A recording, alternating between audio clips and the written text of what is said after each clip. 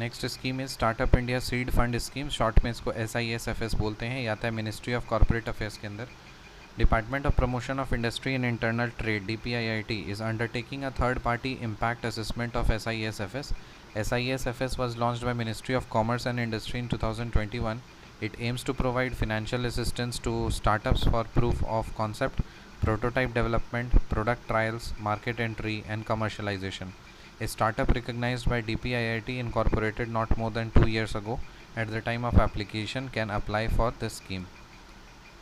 Startups should not have received more than rupees 10 lakhs of monetary support under any other central और state government scheme. तो जो startup है उसको अगर ये SISFS का इससे हेल्प चाहिए तो कोई भी आपको 10 लाख तक से ज़्यादा आपको कोई भी सपोर्ट नहीं मिलना होना चाहिए सेंट्रल या स्टेट गवर्नमेंट से। अगर मान लीजिए 10 लाख का आपका फंडिंग ऑलरेडी हो चुका है सेंट्रल या स्टेट में किसी में भी, तो फिर आपको ये एलिजिबल नहीं हो, आपको नहीं मिलेगा।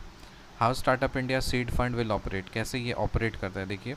The seed fund will be dispersed to eligible startups through eligible incubators across India.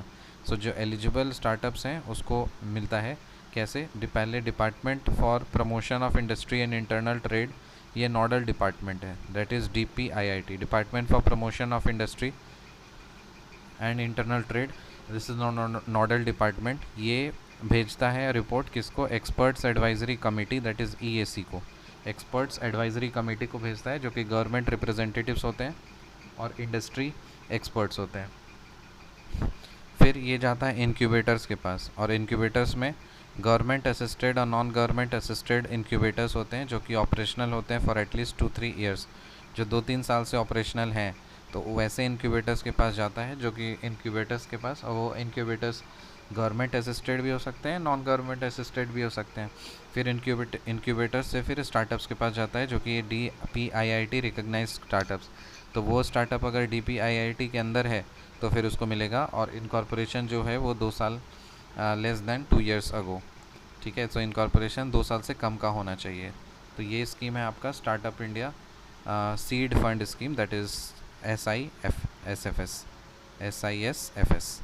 SISFS. See you in the next stream. Till then, bye.